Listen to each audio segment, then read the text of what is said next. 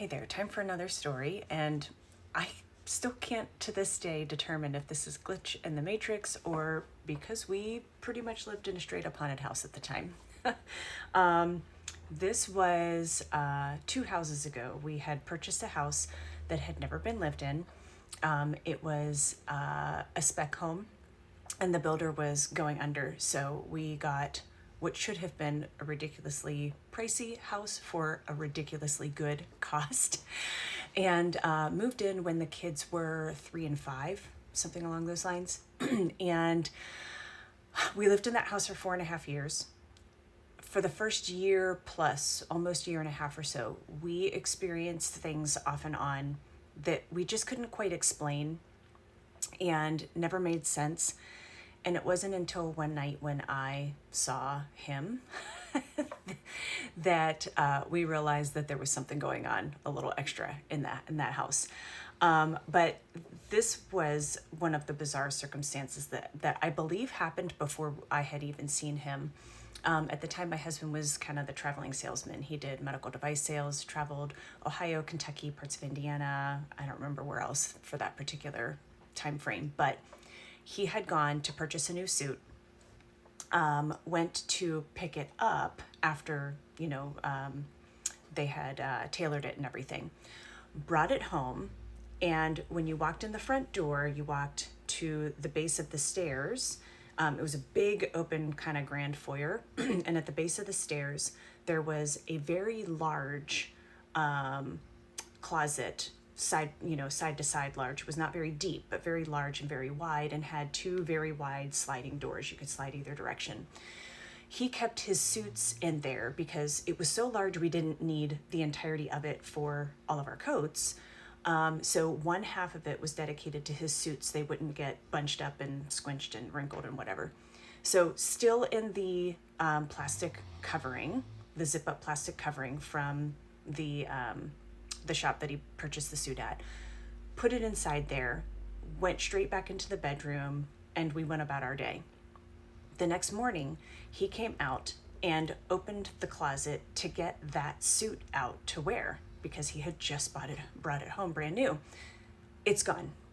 It's completely and totally and utterly gone. So of course, we search through the whole closet. Maybe did you actually take it back to the bedroom? We go search in our closet. It's not in there. The kids were still young. I mean, the kids were, 4 and 6, maybe pushing 5 and 7. I mean, still very young. I can't remember exactly in the time frame when this occurred. We can't find it anywhere. So, he's like, I don't have the time to look for it. I got to get on the road, puts on a different suit and takes off.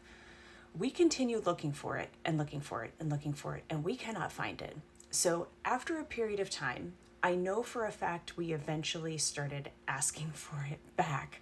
So whether all of that occurred before we had named our little house ghost Bill.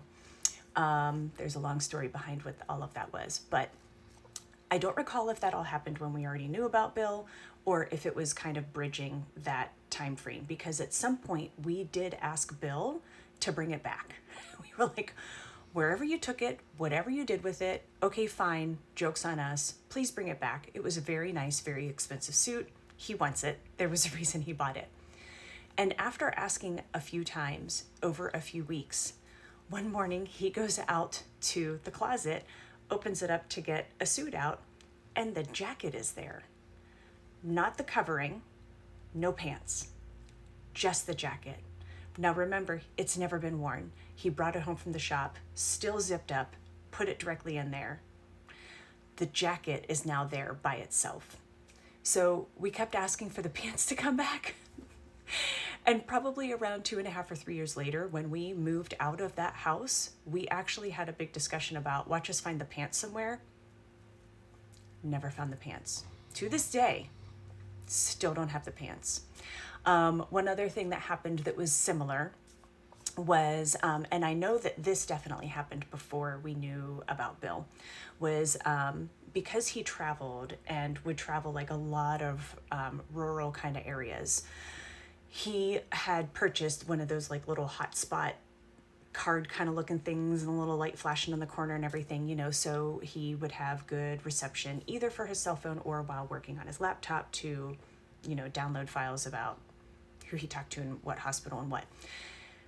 And one day he was packing everything up to get on the road, and he was going to go, you know, for 1 or 2 nights overnight, I don't know, Kentucky or who knows where. And he was looking for the hotspot, couldn't find it. And it was the kind of thing he just left in his briefcase with his laptop because he didn't need it at home. So everything comes, and I stood there with him, helping him. We took everything out of his briefcase. Then he went and checked his suitcase. And I mean, like, every pocket, every bit of toiletry, you know, the briefcase, every pocket, every zipper, every flap, everything comes out on, we had a big kitchen island. Everything laying across the kitchen island, he actually picked the briefcase up and shook it upside down and listened to it to make sure, is there anything left in here? Nothing. Puts everything back together. He's like, I guess I'm going to have to do without it. I'll have to purchase another one, you know, when I get back in town. And he takes off. 2 months later, he takes his briefcase off of the shelf where he always kept it when he was at home not needing it, and he sets it on the counter, and I'm standing there talking to him, so I witnessed this firsthand.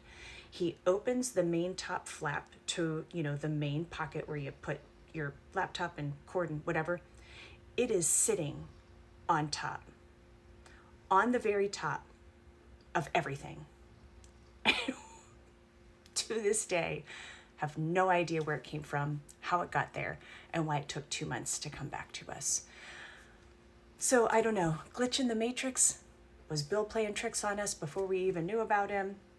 Still not sure which one, but some other fun stories about, you know, things going missing and suddenly appearing, or in the case of the missing suit pants, never reappearing to this day.